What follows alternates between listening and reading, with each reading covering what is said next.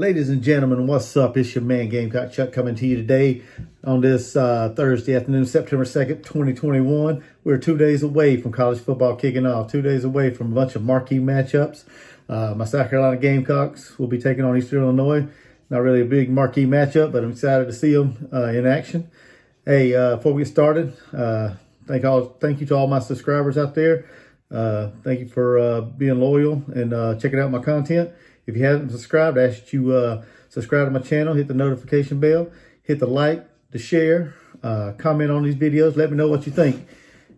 Hey, like I said, we're 2 days away from college football season kicking off. Today I want to discuss, give my prediction for the West Virginia versus the Maryland game. And I know you're saying, hey, man, you're a Gamecock fan. What you doing talking about West Virginia? Hey, my wife, my beautiful and lovely wife, was born and raised in the great state of West Virginia. So, it's only fitting that I do a prediction or preview of the first game of their season this year. Like I said, they're taking on Maryland. They on the road at College Park. I think it's College Park, Maryland, up there in Maryland. West Virginia's a 3-point favor. Got a 51.3% chance of winning the game according to the ESPN Football Power Index. So, got a good shot of winning that game. Talk a little bit about West Virginia. Last year they, I guess the defense was one of their big strengths. They led the Big 12 in scoring defense. Only giving up, I think, about 20.5 points a game. So they're pretty stout on defense. On that side of the ball, they did lose 6 starters. Darius Steele, Tony Fields, Dylan Tonkery, Tyke Smith, Jeffrey Pooler, and Deshaun Miller. So, they got a lot of, key pieces that they need to replace this year.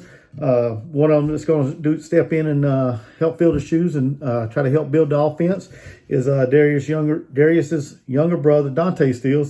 He's still there, so he's got another year, so at least. So he's going to step in and try to right the ship and help the defense out this year. Offensively, they return a good bit of their offense. Probably 80-90% of their offense.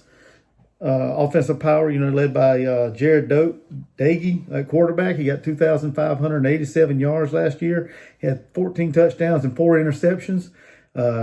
Carrying the rock is Letty Brown. He rushed for just over 1,000 yards and had 9 touchdowns.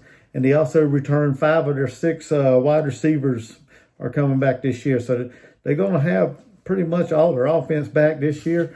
So, as long as Jared Dagey can have a clean pocket and can get the ball out of his hands and get it to the wide receiver, I think they'll be okay on offense.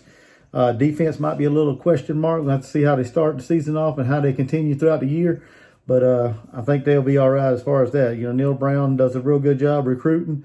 He does a real good job of getting a good staff in there to develop the talent. So I have no worries with that. I think they'll be okay. Anybody who watches the Big 12 knows, they're not really known for defense. So, when you have a team that leads, the league in defense, it's always a plus. I foresee them, in the future being stronger on defense, getting back up there to where they were this past year.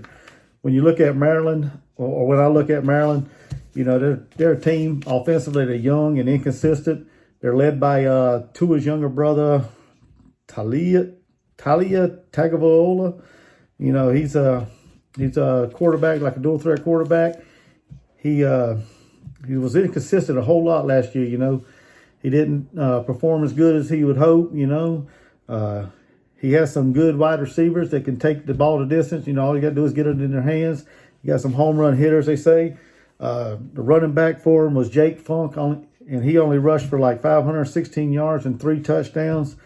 So, like I said, it's really consistent. They got some potential, but just they got to put it together and be a little more consistent and on the same page and stay on the field.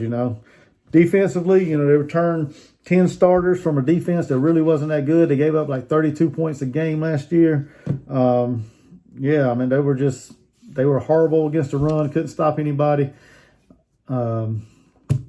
And as far as the bright spot on the defense, from what I heard and what I've read, is their safety Nick Cross and Jordan Mosley. To play safety for them. So that's like the bright spot of their defense is their secondary. So like I said, I'm not looking for Maryland to be a really good team this year. So with that being said, my prediction is, if you look at it on paper, West Virginia is the more dominant, more complete team as far as offense and defense. So, with that being said, I think, Lady Brown's going to have a big game. Like I said, the defense was horrible against the rush. Maryland's defense was.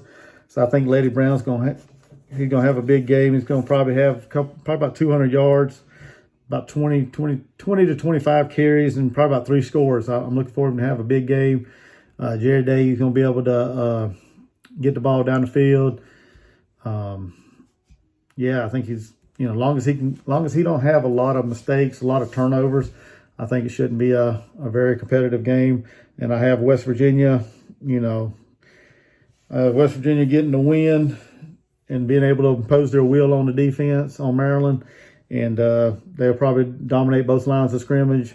And I have them winning like 34-20. So, like I said, this is just a video predicting the West Virginia-Maryland game. Like this video, share this video, comment on this video. Also, subscribe to my channel if you ain't already. And until next time, go Gamecocks.